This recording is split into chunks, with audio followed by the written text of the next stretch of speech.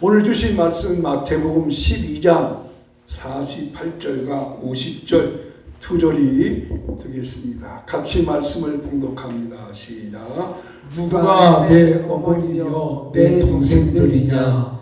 누구든지 하늘에 계신 내 아버지여 뜻대로 하는 자가 내 형제요 자매요 어머니이니라. 아멘. 가족에 대한 생각. 예수님의 가족 관계는 어떠했을까요? 예수님도 혈연의 가족이 있었습니다. 예수님의 가족 관계는 어머니하고 밑으로 남동생 4명이 있었고 여동생 1명이 있었습니다. 예수님은 장남이고 형제가 5남 1녀 있었습니다. 그런데 예수님의 아버지 요셉은 좀 일찍 돌아가셨습니다.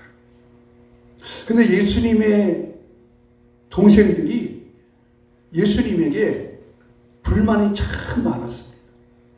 불만이 많았어요. 왜냐하면 예수님, 보통 유대인들은 15살이 되면 결혼하거든요. 근데 예수님이 30살이 됐는데 장가를 갔어요, 안 갔어요? 안 갔어요. 예수님 결혼을 안 하는 거예요. 그리고 나사렛 고향에서 갈릴리라고 하는 지역을 가셔서 거기에서 어부들, 베드로, 야고보, 요한 어부들, 이런 제자들을 12명을 모아놓고 복음을 가르친다고 돌아다니는 것입니다. 그 예수님의 그 동생들이 이해를 하죠. 우리 형이 왜 그러냐 도대체. 왜냐하면 그때까지 예수님의 동생들은 예수님에 대해서 하나님의 아들이라고 하는 것을 믿지를 못했습니다. 그러니까 당연히 불만이 많죠.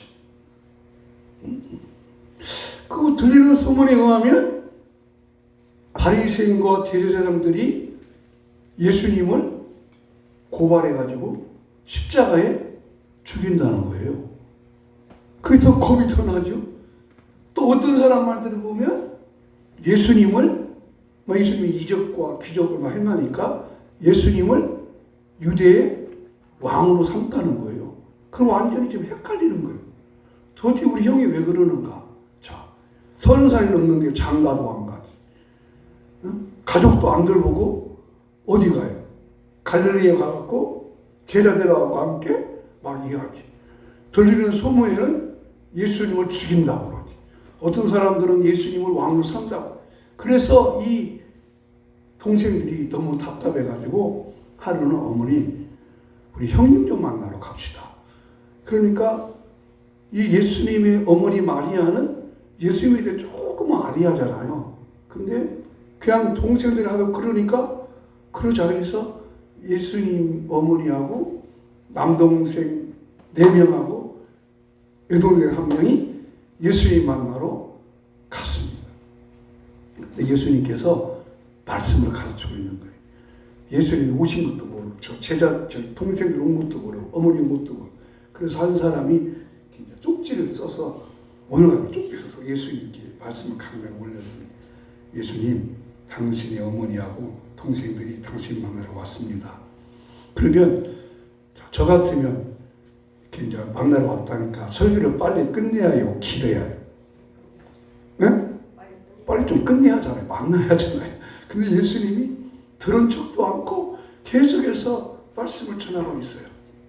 그러면서 설교 중간에 이렇게 말씀하세요. 누가 내 동생이고 내 자매고 어머니입니까? 하늘에 계신 내 아버지여 뜻대로 하는 자가 내 어머니고 형제요 자매입니다. 라고 말씀을 하시니까 얼마나 황당해요. 자, 여러분, 예수님 이 말씀이 과연 무슨 말이겠습니까? 왜 예수님은 자기를 만나러 온 어머니나 형제들을 만나지 않고 이 말씀을 하셨을까요? 이 말씀은 예수님께서 가족이 무엇인지를 우리에게 알려주시려고 하신 것입니다. 더 어렵게 말하면 예수님의 가족관, 성경적 가족관이 무엇인가? 여러분은 가족관을 어떻습니까? 여러분은 가족관계가 무엇이라고 생각합니까? 과연 성경적 가족관은 무엇일까요? 궁금하지 않습니까? 가족은 하나님께서 하늘에서 맺어주시고 땅에서 이루어진 어머니, 아버지, 자녀들, 형제들을 가족이라고 합니다. 축복이죠. 하나님의 가장 아름다운 축복의 선물입니다. 여러분, 여러분의 가족은 여러분에게 도움을 주는 사람들입니까? 짐을 주는 사람들입니까? 여러분의 가족들은 여러분에게 무거운 짐입니까? 아니면 도움을 주는 자들입니까? 가족에 대해서 가족이 무거운 짐이 될 수 있는 사람들도 있습니다. 예를 들면 10년 넘게 병간호하는 가족들이 있잖아요. 그것도 소대병 가르지 못하고 요양원에 있다든지, 또 요양원에 안 가려면 어떻게 해요? 그 부모를 집에서 무시하잖아요. 그러면 그분들한테는 가족의 도움이요, 짐이요. 얼마나 큰 짐입니까? 또 그런 분도 있잖아요. 왜 형님도 있고 동생도 있고 누나들도 있는데 내가 다 이거 해야 된다고, 나 혼자. 그런 가족들도 있습니다. 그들에게는 무거운 짐일 수밖에 없습니다. 가족이 무엇일까요? 궁금하잖아요. 예수님은 가족을 어떻게 생각하셨을까? 우리는 가족을 어떻게 생각해야 되는가? 오늘 드릴 말씀입니다.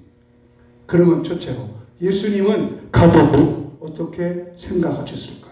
첫째로 예수님을 믿는 자들은 모든 사람들이 영적인 가족입니다. 한번 갑시다. 예수님을 믿는 자들은 모두 다 영적인 가족들입니다. 영적인 가족들입니다. 예수님은 가족에 대해서 새로운 개념을 말씀해 주셨습니다. 가족이 무엇인가에 대해서 새로운 말씀을 하셨습니다. 그 말씀이 12장 50절 말씀입니다. 다시 한번 오늘 말씀을 읽어보도록 합니다. 시작. 누구든지 하나님의 하늘에 계신 내 아버지의 뜻대로 행하는 자가 내 형제요 자매요 어머니이니라. 여러분, 이 말씀을 들었던 어머니, 동생들, 여동생은 어떻게 생각했을까요? 가족들인데 예수님이 이렇게 말씀하신 거예요. 왜 예수님이 이렇게 말씀하셨을까요? 예수님은 혈연의 가족도 중요하지만 영적인 가족이 소중하다. 아멘. 영적인 가족이 소중하다는 것입니다.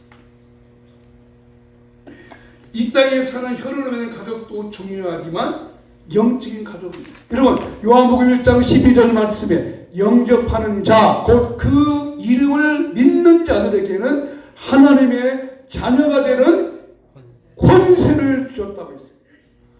그냥 하나님의 자녀가 된다라고 하지 않고 권세를 줬다고 하는 것은 그 하나님 아버지의 아들된, 딸된 권세가 얼마나 크냐 하기 때문에 그렇습니다. 여러분, 우리 아버지가 누구나에 따라서 자녀의 권세가 달라지잖아요. 그러죠? 또 아무나 아버지가 될 수 없잖아요. 친구의 아버지가 아버지 어머니 부르는 사람은 있지만 모든 사람들이 아버지는 아니죠. 그런데 여러분, 하나님을 아버지라 부를 수 있는 축복이 얼마나 큰 것인지를 이 시간 여러분 깨달을 수 있기를 축복합니다. 하나님을 아버지라 부를 수 있는 것이 놀라죠. 여러분, 이것을 간단하게 생각하시기 바랍니다. 구약의 성도들은 하나님을 아버지라 부를 수가 없었습니다. 부르고 싶어도 못 불렀어요. 왜 그랬을까요? 하나님을 아버지라 부르시는 것은 예수님을 믿는 자만 부르는데 구약의 성도들은 예수님이 아직 오시지 않았기 때문에 하나님을 아버지 부르고 싶어도 부를 수가 없습니다. 근데 여러분, 저와 여러분은 예수를 믿음으로 하나님을 아버지라고 부를 수 있는 것, 하나님의 축복이고, 그래서 그 하나님을 아버지라 부를 수 있는 모든 성도들은 따라서 영적인 가족들입니다. 영적인 가족들. 아멘. 우리 영적인 가족들.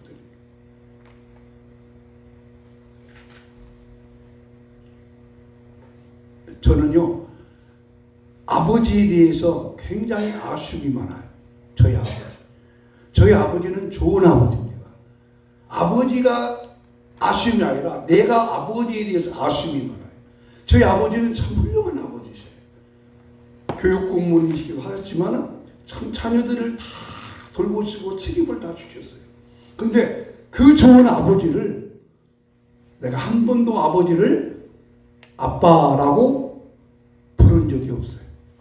여러분, 아빠가 더 친근감이 있어요? 아버지가 더 친근감이 있어요? 여러분은 아버지, 아빠 불러본 적이 있어요? 불러봤어요? 아빠라고? 이야, 최영자 원장 대단하시네. 그러세요? 아빠라고 하셨어요? 이야, 저는요, 왜 그런지 몰라요. 그때 아버지라고 하지 아빠라고 부른 적이 없어요. 아버지 부르지. 아버지가 그렇게 엄하신 분도 아니에요. 아버지는 굉장히 자식들한테 잘해준 분이거든요. 여러분, 하나님을 아버지라 부를 수 있다고 했습니다. 아멘도 안 하시네. 하나님이 아빠라니까요. 그게 하나님 아빠라 부르는 거 아무나 부르는 것이 아니에요. 사도 바울이 하나님을 아버지라 부르지는 왜? 그 좋으신 아버지이기 때문에, 그 귀한 아버지이기 때문에 아버지라 부르는 것입니다. 근데 저희 자녀들은요, 지금도 저를 아버지라고 부르는 놈이 한 사람도 없어요. 누구만 아버지라고 부르느냐? 아버지라고 부르냐? 아버님이라고 이 최형권 집사는 사위라 저희가 어떻게 아빠라고 부르고 있어요. 자기 아버지를 아빠라고 부르는 거는 물어봤어요. 안 부릅니다. 안 불러? 네, 어렸을 때는 아빠라고 했는데요. 근데 우리 애들은 지금도 아빠라고, 은혜도 저를 아빠라고 부르지 아버지라고 안 불러요. 여러분, 하나님을 아빠라 부를 수 있는 거 하나님의 축복입니다. 네. 이게 영적인 가족의 축복입니다. 영적인 가족. 그래서 우리가 영적인 가족이 되었다는 것입니다. 어떤 목사님 목회를 하면서요, 너무너무 힘들고 어려웠대요. 그냥 나이 든 장로님, 나이 든 권사님들이 이 목사님이 이제 젊어서 결정을 하는 거, 꼭 아들 같고, 응? 그 우리 홍 목사 또 이렇게 불러요? 아이 세상에. 그래서 이 목사님이 고민이 생겼대요. 어떻게 해야지? 그래서 설교하다가 깨달은 거예요. 아, 그래야겠다. 여러분, 우리가 예수를 믿으면 우리 아버지가 누구요? 응? 하나님 아버지. 그렇죠? 우리는 모두 다 아들이요? 딸들이잖아요. 그럼 우리는 아들과 딸이, 우리는 뭐예요? 형제? 자매잖아요. 그래서 이 목사님이 설교 시간에는 강력한 말씀하지만 딱 설교 끝나고 내려오면은 뭐 문제가 해결 안 되고 그러면 나이 든 장로만 형님, 그렇게 하세요. 형님. 또 나이 든 권사님은 누님, 그렇게 했대요. 처음에는 이상했대요. 그리고 설교를 했대요. 여러분, 우리는 영적인 가족입니다. 하나님의 가족입니다. 그랬더니 아멘, 아멘 해서 그 목사님이 그 어렵고 힘들 때에 형님, 누님, 그렇게 해가지고 하나님의 은혜로 아름답게 문제를 풀어봤다고 합니다. 사랑하는 성도 여러분, 우리 영적인 가족입니다.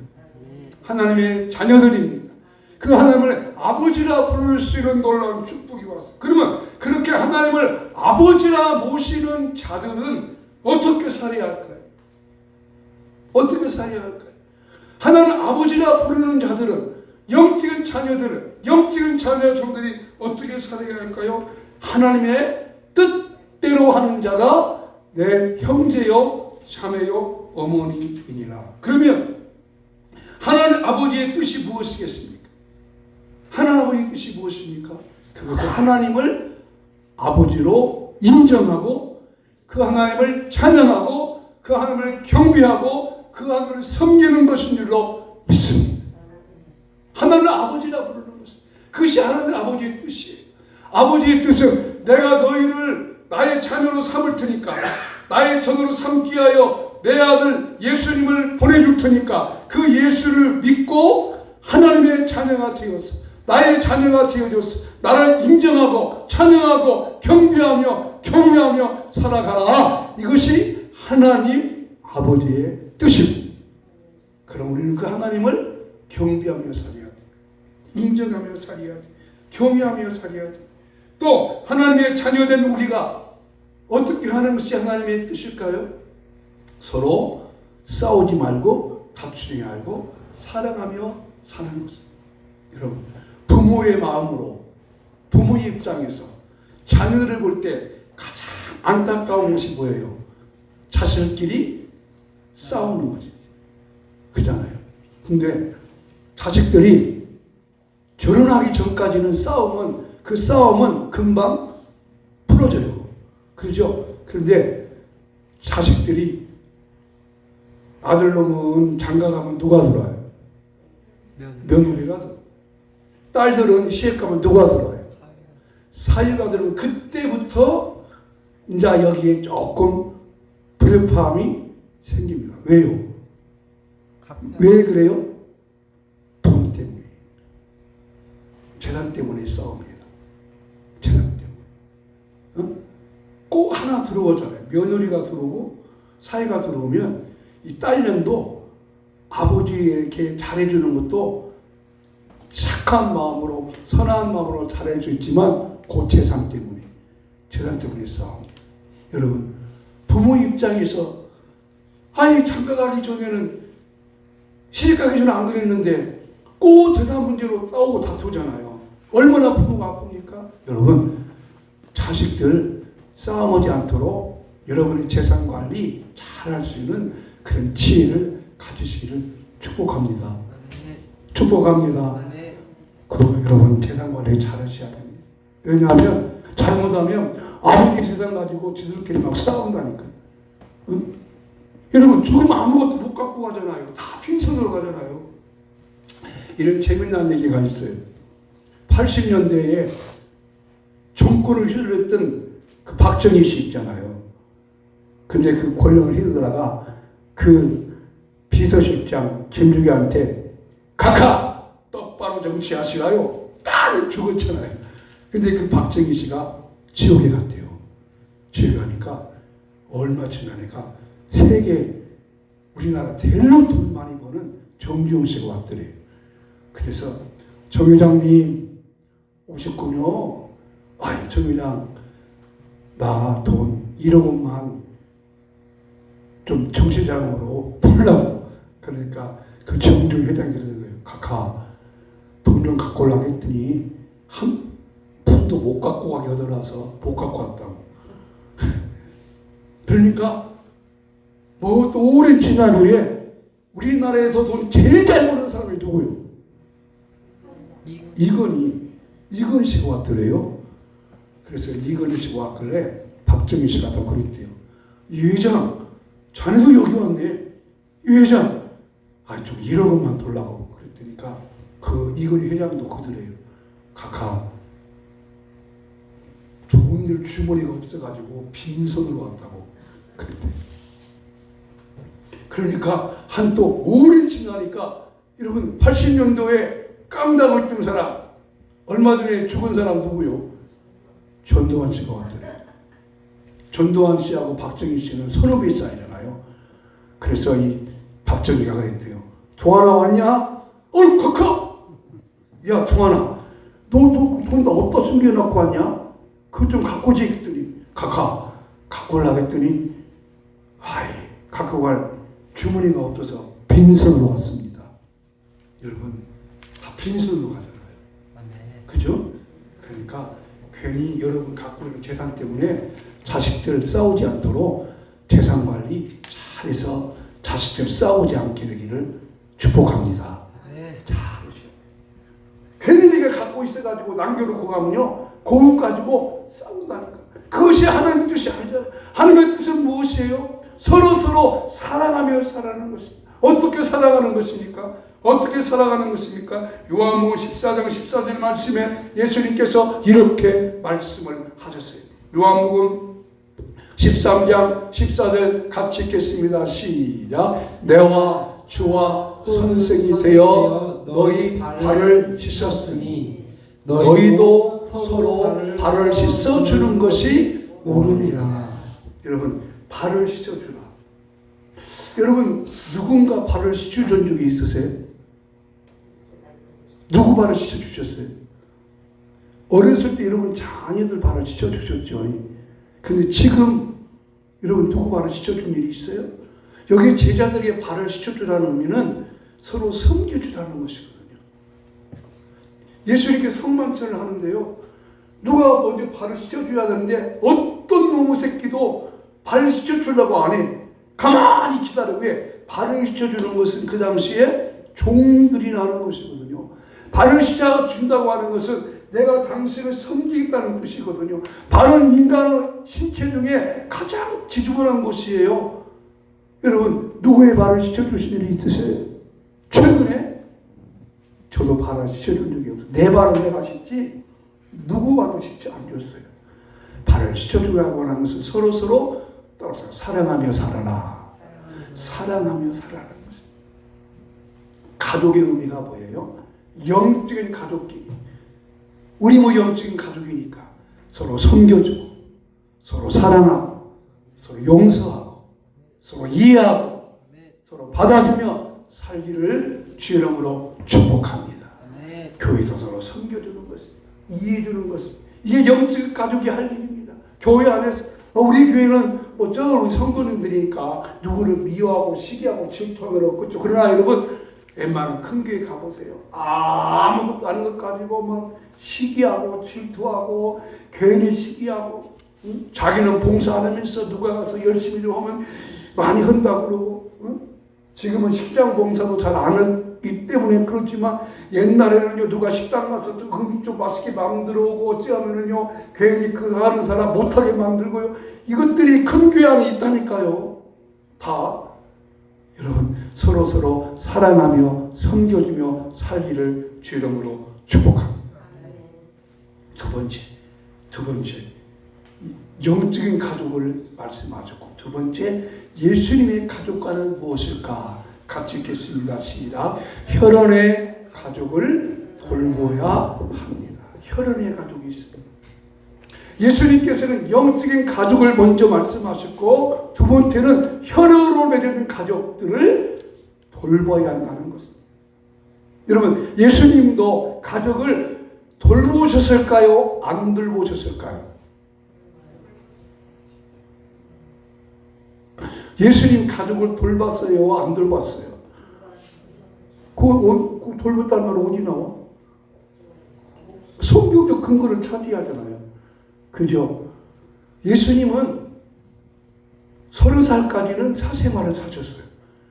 그리고 3년은 공생활을 사셨어요. 근데 30살까지 사시는 동안에 예수님이 하셨던 일이 있어요. 자, 누가복음 2장 51절의 말씀이 보면 이런 말씀이 나와요. 같이 읽겠습니다. 시작. 예수께서 함께 내려가사 나사렛에 이르시며 순종하며 받드시더라. 나사렛에 가셔서, 나사렛은 예수님이 살던 고향이거든요. 순종하며 받드시더라. 누구에게 순종하며 누구를 받드셨을까?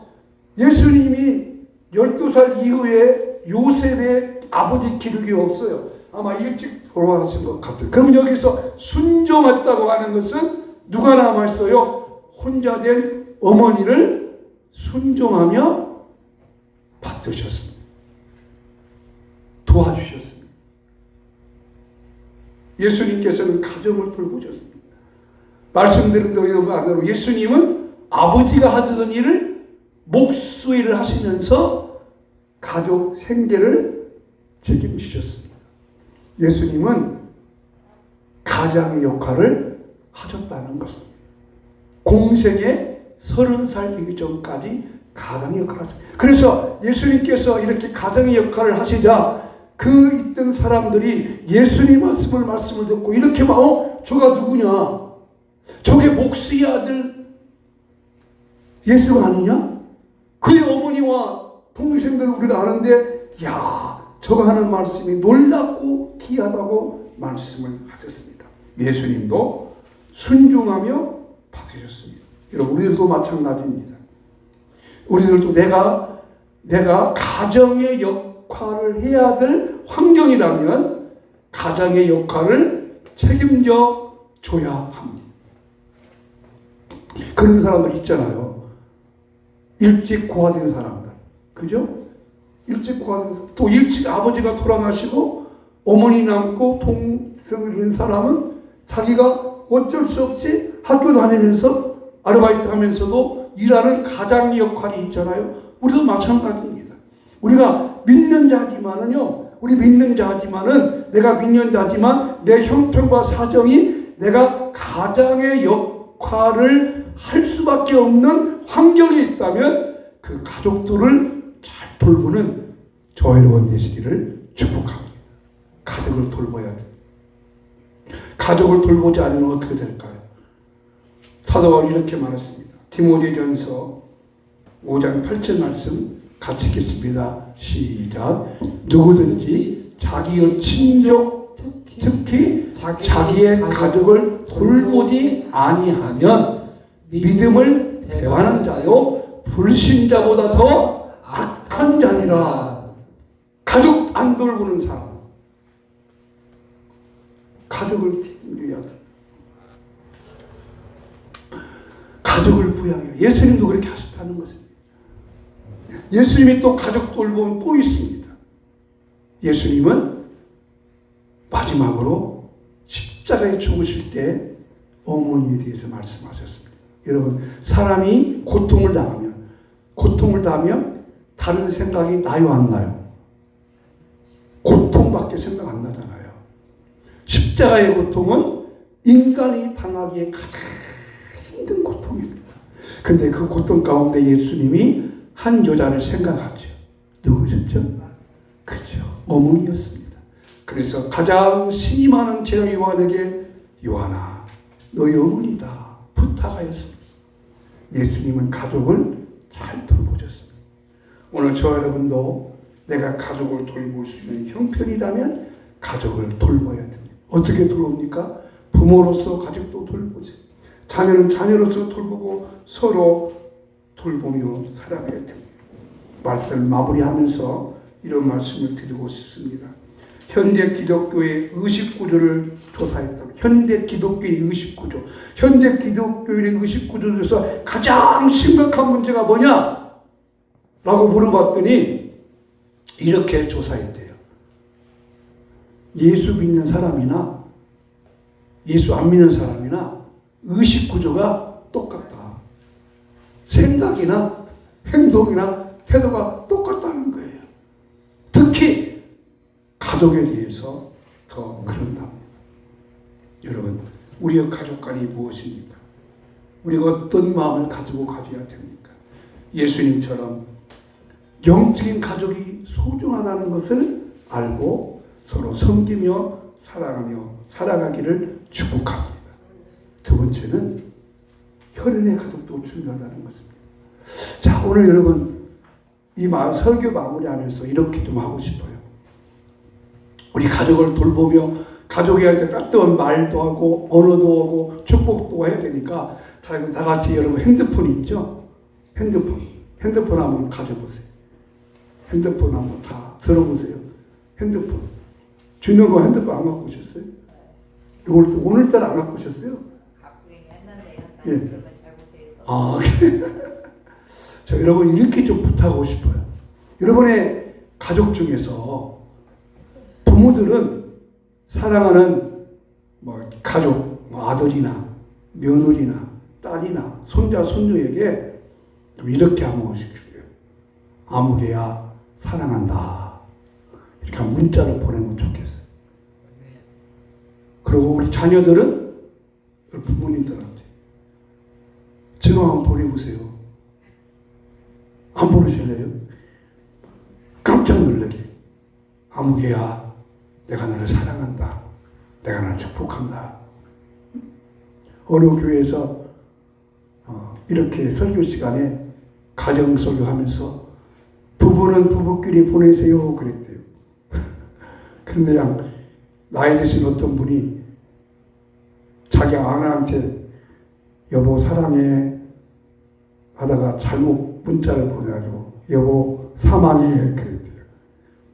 여러분 서로 가족끼리 사랑하며 살아가기를 축복합니다. 아멘. 이것이 예수님께서 우리들에게 주신 가족관입니다. 이것이 성경적인 가족관입니다. 가족은 서로 책임져 줄 수 있어야 합니다. 자, 나가는 말 같이 할게요. 시작. 영적인 가족끼리 사랑하며 섬기며 살겠습니다. 하나님 하나님 주신 혈연의 가족을 돌아보며 살겠습니다. 살겠습니다. 아멘. 네.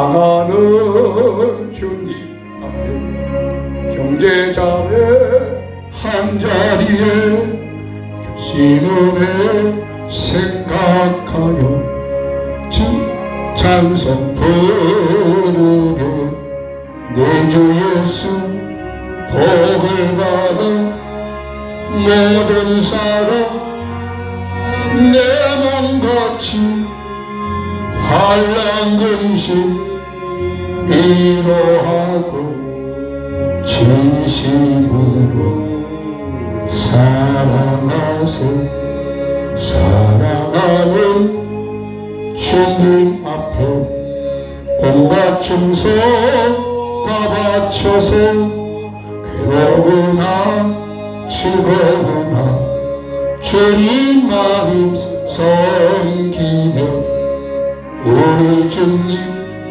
거룩한 손 제자들의 발을 씻어 난 섬기는 종의들 몸소에게 버리셨네 사랑하는 주님 예수 같은 주로 섬기나니 비바다 한 몸이는 형제여 친구들이여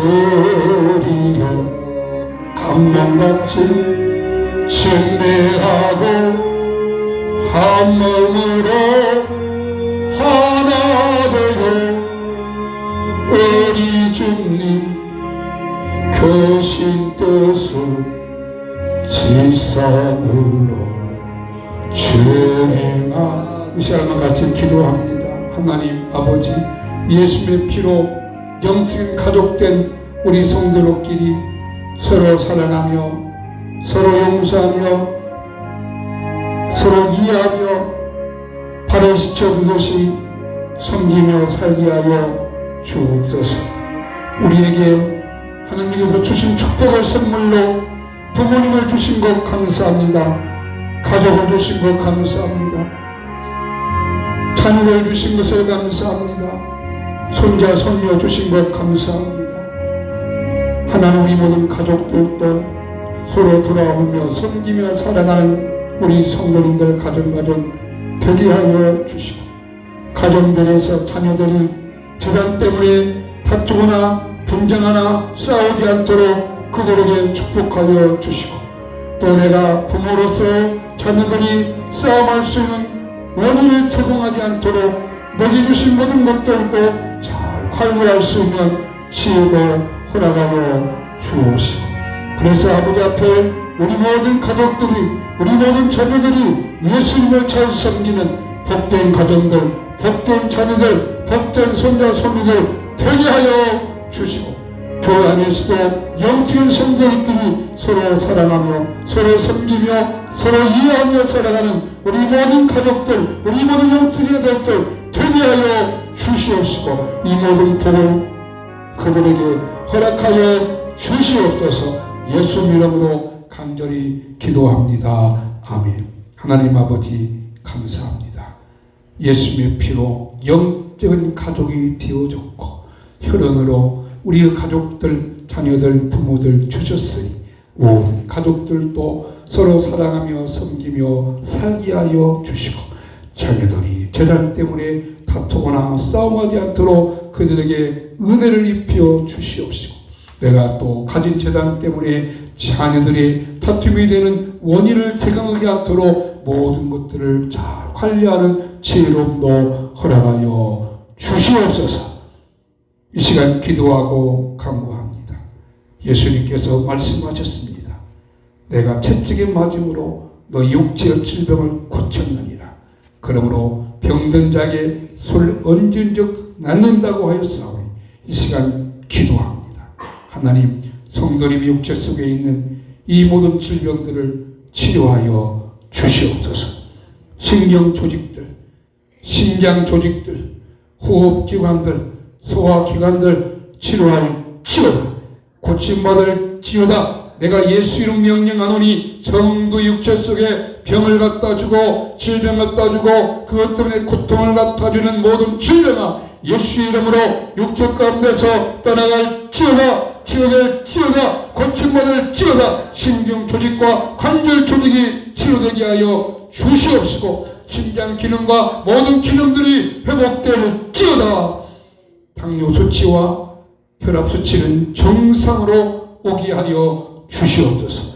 머리 발끝까지 고쳐주시고 어지러움이 있지 않게 하시옵고 건강하게 하시옵고 강건하게 하시옵고 날마다 새 힘을 공급하여 주시옵소서. 영과 혼과 영이 향금케 하여 주시옵소서. 여호와는 내게 복을 주시고 너를 지키시기를 원하며 여호와는 그 얼굴을 내게 비추사 은혜 베푸시기를 원하며 여호와는 그 얼굴을 내게로 향하여서 평강 주시기를 원하노라. 아멘. 우리 주 예수 그리스도의 은혜와 하나님 아버지의 그 놀라우신 사랑과 성령님의 감동, 인도, 충만 역사 교통하시니 영적인 가족, 혈연된 가족을 서로 사랑하며 섬기며 살기로 하는 우리 모든 성도님들의 가정과 자녀와 일터와 삶 속에 영원히 함께 있을지어다. 아멘. 감사. 예수 이름으로 기도합니다. 아멘. 감사합니다. 예배 마쳤습니다. 맛있게 식사할 수 있기를